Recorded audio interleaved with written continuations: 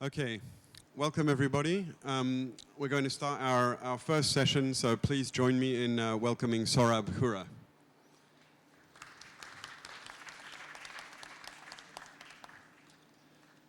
So I'm just going to introduce Sohrab very briefly before we discuss his book, The Coast, which is a self-published book, and which on Friday was awarded the Paris Photo Aperture Photo Book Award of the Year. So congratulations to him for that.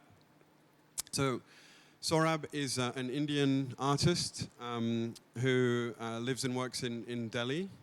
And he works with photography, but also with film and sound, and has been, especially recently, quite prolifically publishing a number of books. And the book we're going to talk about today is The Coast, as I mentioned. So before we start our conversation, we'd like to show you a very short film that Sohrab has prepared as an introduction to the book. It's an extract of a longer film, and I would say that some of these images are quite graphic, so if there are any of you with small children, or do keep that in mind.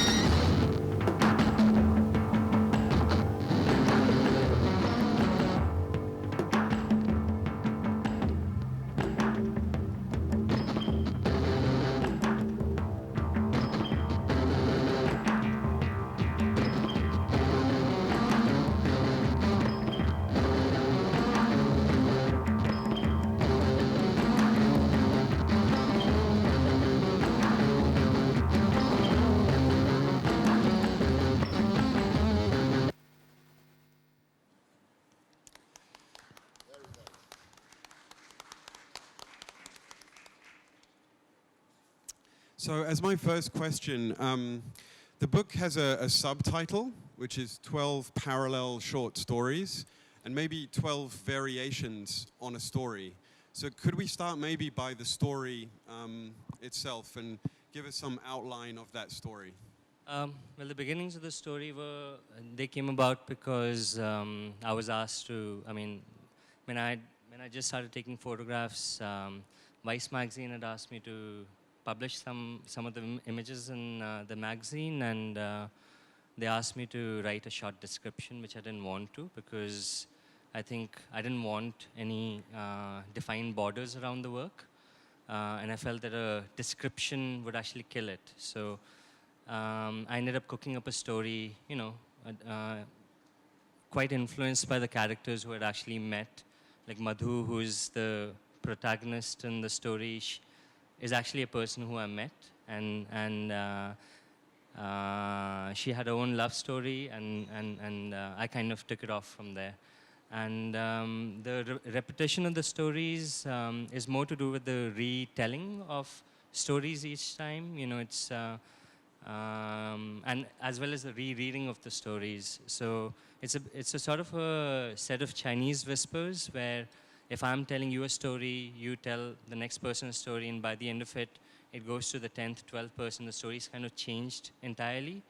And this structure of in which the story keeps getting manipulated, I feel that today governments in power, for example, whoever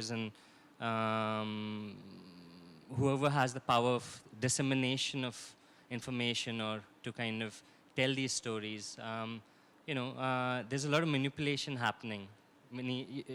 So for me, I'm kind of alluding to that. And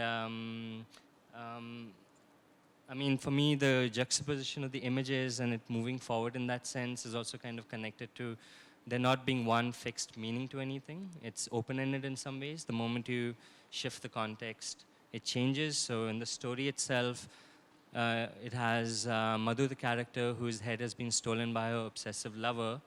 And there is also a fortune teller there who keeps selling her a crow, telling her it's a parrot with a bad cough.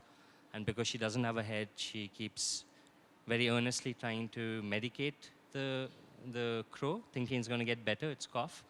And at the same time, there's an idiot photographer who's me, because I'm as equally part of the violence in it.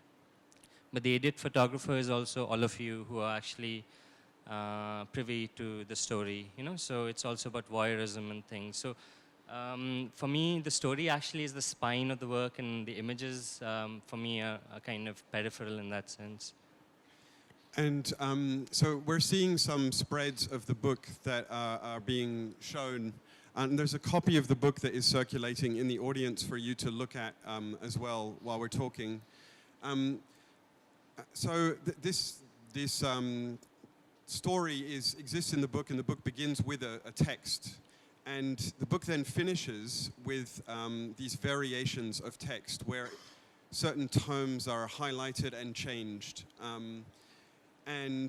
So there's this, within the text, there's this idea of repetition.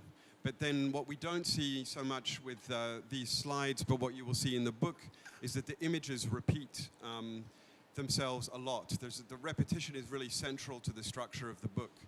And I mean, for me, for example, when I started looking at that book, I found that incredibly disruptive.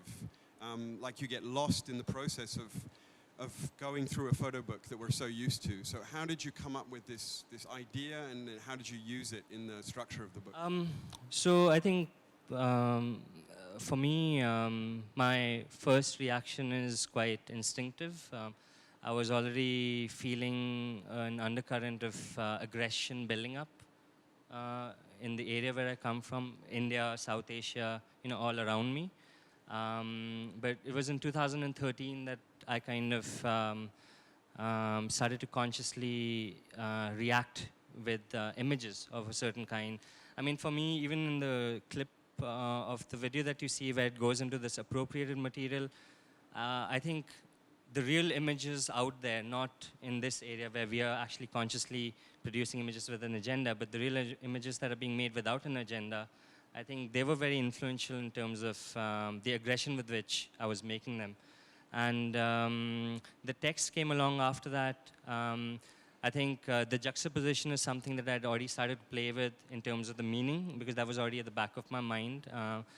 But then, so I'm going to go between the film and the book, because for me, it's all kind of connected. So then my parents, who were very new to WhatsApp, they started forwarding me messages, and it was so difficult to explain to them that the messages that they thought were real were actually not real.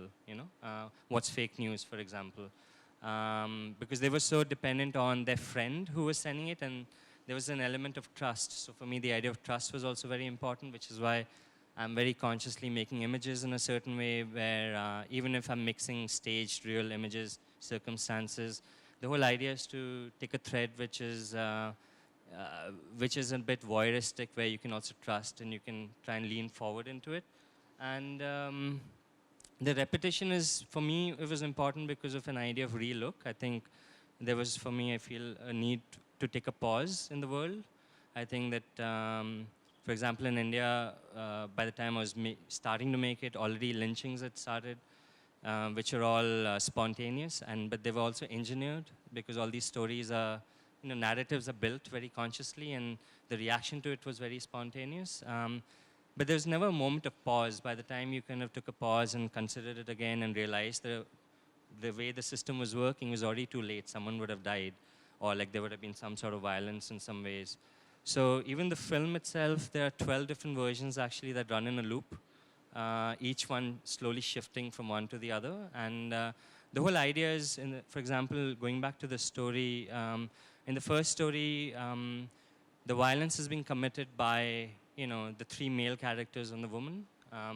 But towards the 12th story, all the words that I'm highlighting and what I'm actually shifting are actually words associated with empathy. So towards the end, Madhu, the main character whose head had been stolen, it's actually been taken by a lover who was hurt by her. The fortune teller had told her certain things and she didn't pay attention to him. The idiot photographer actually wanted to know her story, and there's a lot more empathy in the way he's going about doing things.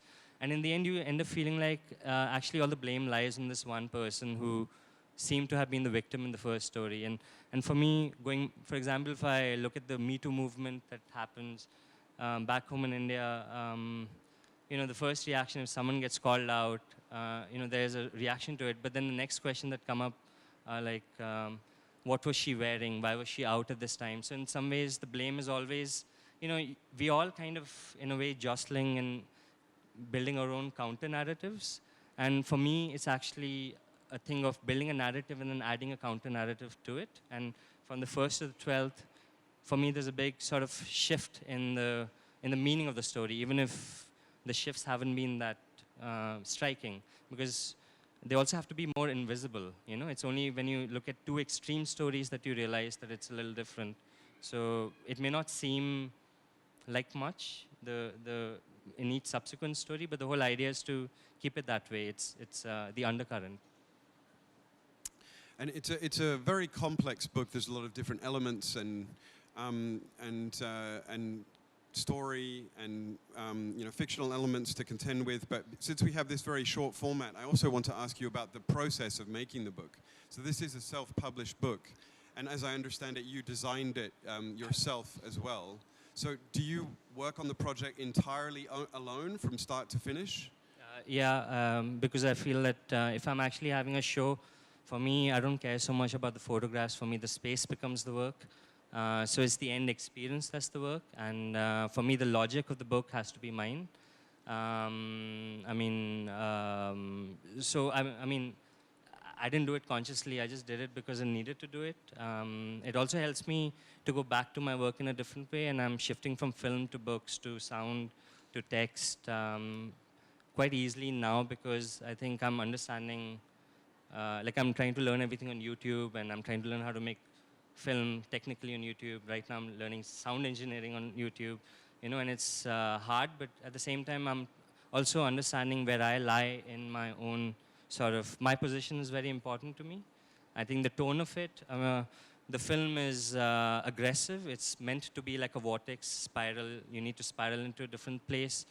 The book in the end, instead of the last appropriated imagery space, the book goes into the sea, because for me, I was coming back to the idea of the coast, because the film is called The Lost Head and the Bird, but I had to come back to the edge, to the periphery. And in the sea, there's a lot of washing away of these masks, because I've taken it in this one village where for a religious festivity, people get into a state of trance.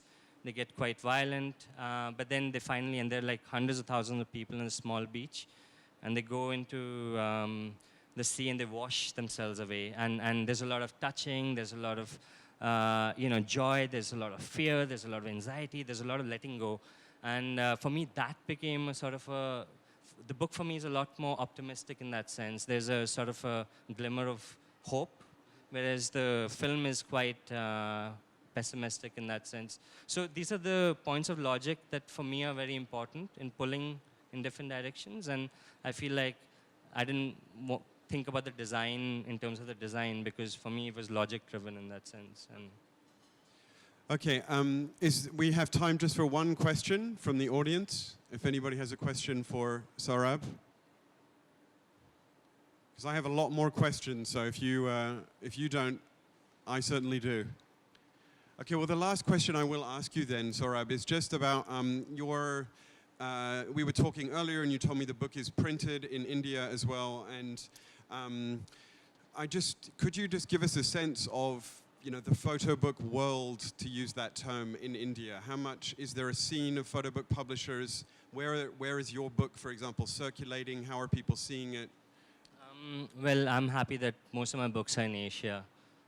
In a way, like, it's also conscious, and I'm sorry to rub it in, but we all kind of suffer when we see Photo Book Awards, and we can't have access to any of the books. So in a way, I'm happy that most of the books are there, and people from here have to find the way to find the books. There isn't that much of a photo book scene, although a lot of schools and students and all are now making their own books, but um, it's kind of, I mean, I would say that it's still, it hasn't blown out. It's still kind of coming alive, but I'm also very skeptical of the photo book scene, so I don't know what to say, because I'm half the time telling people that they don't need to make a, I'm quite, not discouraging, but I feel like not every work needs to be a book. I think, but at the same time, a lot of people are now starting to make every every work into a book, even if it's a single copy, but it's building. I think Indonesia is another place where there is a thriving photo book scene. Thailand, it's kind of coming up. But it's also, for example, Bangladesh, it hasn't yet happened because we have some more access to printers, and we are limited by paper, we are limited by distribution. I kind of somehow managed something, but I'm also doing everything on my own. I have my father, I was telling you, who now helps me carry all the books and post them, because that was getting quite hard for me, and I tried to take an assistant, but I was very happy when we couldn't get connected, because I would have to take care of the assistant, So it's building, but at the same time, I feel like there are other things happening. People are making films and things, and I would not really want to obsess over the photo book so much. Okay, we'll leave it there. Thank you so much, Sohrab.